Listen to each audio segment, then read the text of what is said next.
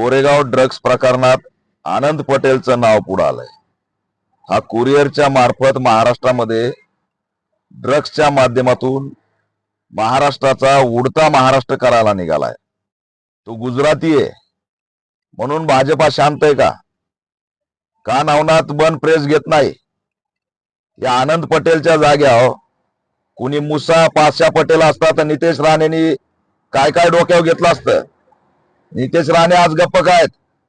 या गोरेगाव ड्रग्स प्रकरणात 2 तरुणांचा मृत्यू झालाय।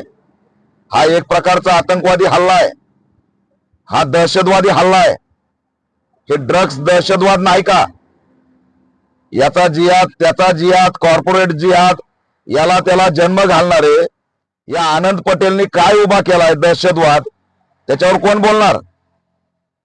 बँकेचा घोटाळा करणारे गुजराती, आर्थिक फ्रॉड करणारे गुजराती, हे ड्रग्सच्या संदर्भातले आनंद पटेल गुजराती, हे देशाचे अंतर्गत विरोधक। याच्यावर केंद्र आणि राज्य सरकार गप्प काय? गुजरातचे म्हणून हे ड्रग्स येतंय कुठून? आणि राज्याचे गृहमंत्री देवेंद्र फडणवीस गप्प काय? उडता पंजाब ऐकला होता, आता उडता महाराष्ट्र होण्यापर्यंत शांत राहणार आहेत का?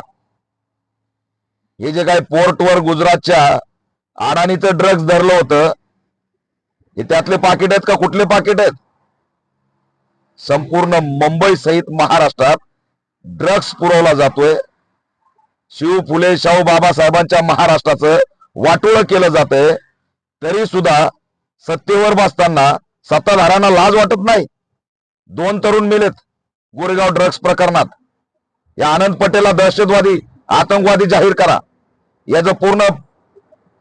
याचं नेटवर्क उद्ध्वस्त करा।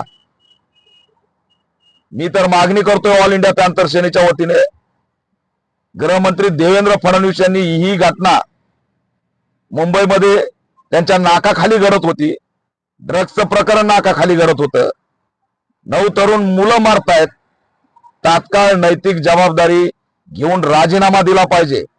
एकही मिनिट गृहमंत्री मुख्यमंत्री पदावर बसण्याची त्या ठिकाणी आपण जबाबदार नाहीत, हे लक्षात ठेवा।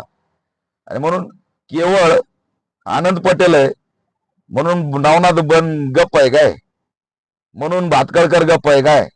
एरवी तर लयच पोपटावानी बोलत असतात। मीडिया सुद्धा एवढी मोठी घटना घडून एवढे दिवस झालेत तरी सुद्धा ही घटना दिसत नाही। या अशा कार्यक्रमाला परवानगी देतं कोण? गावकुसामध्ये अर्ध्या तासाची मिरवणूक असते, थोडा वाद्य वाजून जल्लोष करायचा म्हटलं तर तिथं तुमच्या सगळ्या गाईडलाईन, डीजे लावू नका, मग हे कार्यक्रम कशातून झाले? ड्रग्स पिण्याचे कार्यक्रम कशातून उभा राहिले? तिथं का पोलिसांची गाईडलाईन नव्हती? याचं उत्तर गृहमंत्र्यांनी दिलं पाहिजे। आणि हे जे काय फ्रॉड, बँक घोटाळे, ड्रग्स घोटाळे जे करतायत ना, त्यांना मुंबईत थारा दिला नाही पाहिजे, अशी ऑल इंडिया पॅंथर सेना मागणी करताय।